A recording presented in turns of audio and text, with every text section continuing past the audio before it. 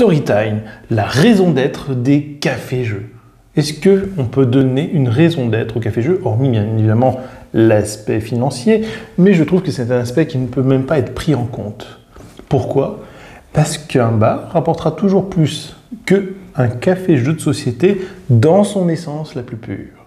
C'est quoi son essence la plus pure? C'est simplement l'envie de découvrir des nouveaux jeux, d'animer ces jeux, et pour certains d'ailleurs de les vendre, comme nous. Nous on vend les jeux de société qu'on cherche à présenter. En fait, c'est plus un lieu de vie, un lieu de rencontre où les joueurs vont venir rencontrer d'autres personnes, mais également rencontrer le personnel, l'ambiance dans laquelle vous allez les plonger pour pouvoir leur faire découvrir des tonnes de jeux de société. Je dis bien des tonnes parce que quand on a plus de 400 ou 500 jeux, ça commence à peser très très lourd. Bon, blague mise à part, les jeux de société sont un vecteur social, mais c'est pas quelque chose auquel on a envie de forcément partager comme ça n'importe comment. Il faut partager cela bien et correctement, et c'est vrai que les cafés-jeux sont devenus un petit peu le nouveau lieu. On devrait presque avoir dans chaque ville cet espace où on peut découvrir des jeux, s'amuser autrement et passer du bon temps. En famille, tout simplement. Bah oui, bien évidemment, on veut découvrir des jeux, puis en plus on les achète potentiellement pour les faire découvrir à d'autres personnes de son entourage. On joue à des jeux de cartes, comme ça on peut découvrir d'autres joueurs et faire des échanges. Il y a énormément de raisons.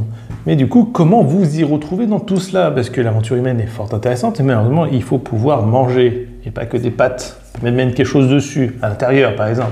Et bien à ce moment-là, c'est malheureusement à vous de trouver la solution.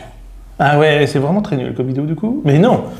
Parce que le schéma économique est justement l'enjeu même du café-jeu. Bien évidemment, vous cherchez la consommation, bien évidemment, vous cherchez à faire consommer, mais ce n'est pas évident. Il va falloir trouver des solutions, trouver des stratégies, et là, c'est là que chacun va pouvoir composer sa recette, et c'est à vous de chercher cette recette.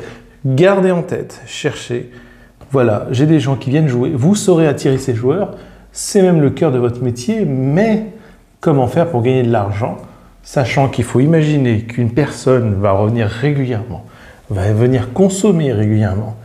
Donc il faut essayer de se mettre dans la peau d'un joueur, comment rendre ce lieu social en adéquation avec simplement l'envie de pouvoir mettre quelque chose dans son assiette tous les soirs. Et c'est là que vous intervenez. Voilà, petite story time où chacun trouve sa popote. Même moi, après, je suis toujours seulement